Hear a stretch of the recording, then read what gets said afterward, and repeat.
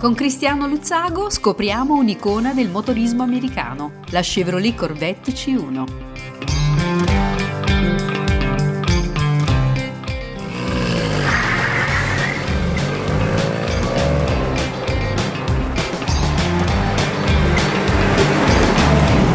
Amici appassionati di automobili da collezione, oggi parliamo di una vettura americana,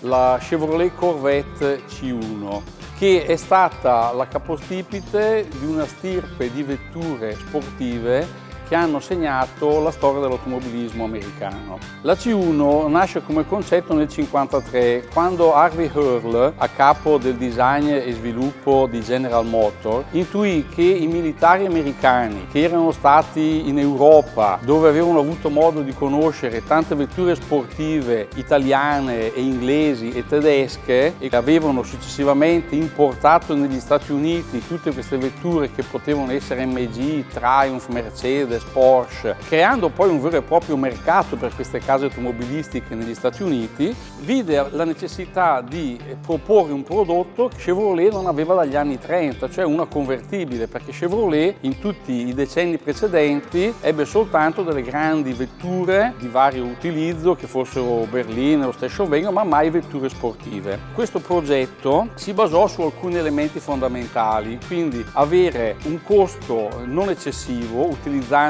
come base parti meccaniche di altre vetture già esistenti nella gamma General Motors e avere una linea che doveva essere particolarmente accattivante e una roadster, quindi con lo stesso spirito delle vetture europee che i militari americani avevano avuto modo di apprezzare, però in stile americano, quindi la vediamo molto aggressiva con le pinne classiche delle vetture americane di quegli anni, ed era una vettura che aveva una produzione concettualmente molto diversa da tutto quello che era stata la produzione Chevrolet precedente. Infatti la carrozzeria fu fatta in vetroresina. La bibliografia narra di vari motivi per i quali fu fatta in vetroresina. C'è chi dice che gli stampi per creare una linea così arrotondata e complessa sarebbero stati troppo costosi, chi dice che gli stampi prodotti non avrebbero potuto fare più di 10.000 battute e dopodiché sarebbero stati da rifare e Chevrolet pensava di farne di più. Chi dice invece che era stata fatta così proprio per facilità di preparazione e di costruzione. Fatto sta che Chevrolet, che dal 1949 al 1961 faceva uno show proprio che si chiamava Motorama e che veniva fatto al World of Astoria di New York,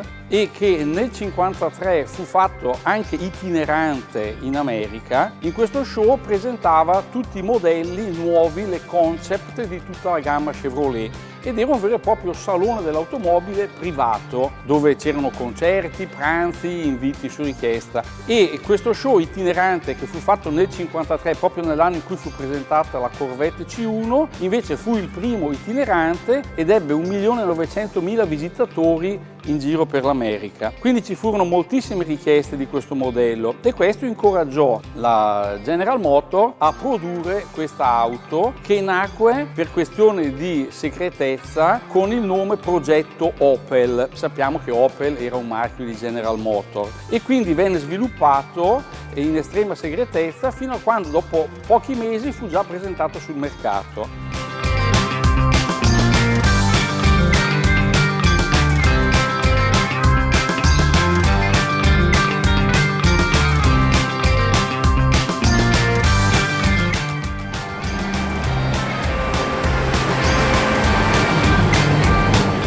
Nonostante questa vettura sia stata la pietra miliare per la stirpe delle Corvette, all'inizio della propria produzione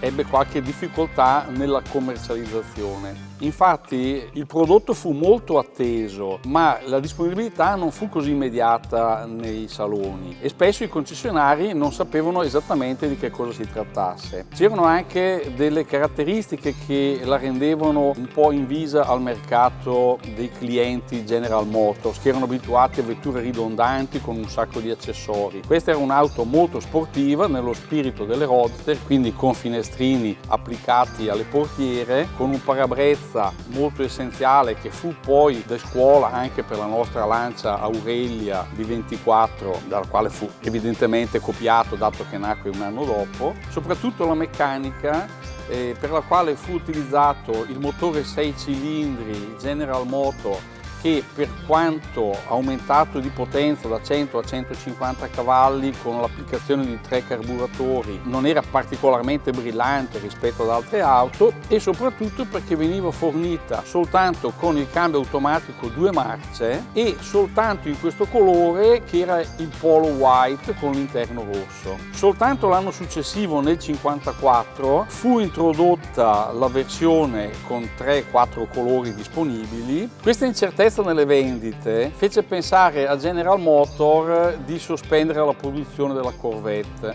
ma poiché la Ford probabilmente vide questa realizzazione della Chevrolet e a sua volta decise di introdurre la Ford Thunderbird come vettura sportiva, e poiché la Thunderbird era equipaggiata con motore 8 cilindri, vetri ascendenti e tante altre caratteristiche che la rendevano gradita al pubblico, per una questione di orgoglio Chevrolet continuò a produrre la vettura implementandola e introducendo anch'essa il motore 8 cilindri, e poi con le serie seguenti andrà a fare tutte quelle modifiche che la porteranno non solo ad essere a livello della Thunderbird, ma addirittura a superarla nel corso dei decenni, perché come sappiamo la Thunderbird poi col modello del 57 cominciò a non fare più 1-2 posti ma la 4 posti. Alcune piccole note da fare per quanto riguarda i marchi di questo modello sono la scritta laterale sulle fiancate Chevrolet, che nel modello 6 cilindri ha un carattere di dimensione uniforme, mentre nel modello 8 cilindri la V di Chevrolet diventa molto più grande per mettere in evidenza che la vettura era equipaggiata col motore 8 cilindri a V.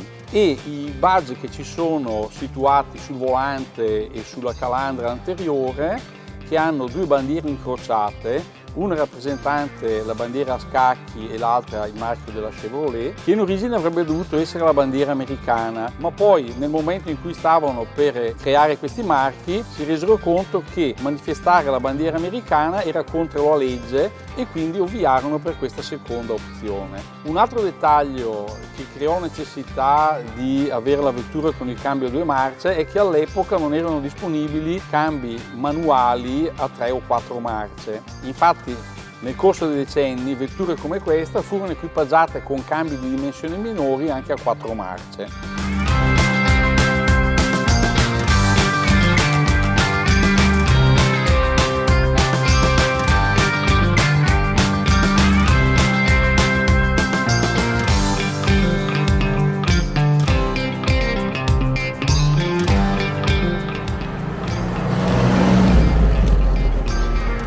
La Corvette C1 dei primi 3 anni di produzione era molto singolare sia per la calandra ampia e molto aggressiva, per i fanali ovali coperti da una griglia parasassi, ma anche sul retro per queste pinne con una forma molto originale e per la targa che veniva protetta da questo plexiglass. Il nome Corvette nasce perché al management era stato indicato di trovare un nome che cominciasse per C, e sfogliando il vocabolario arrivarono alla C di Corvette, che era una piccola nave da guerra di dimensioni ridotte molto agile e che sembrò un nome appropriato per questa vettura che nell'ambito delle grandi, tra virgolette, navi della Chevrolet era un veicolo molto snello e quindi sportivo e fruibile per chi voleva una vettura di questo tipo.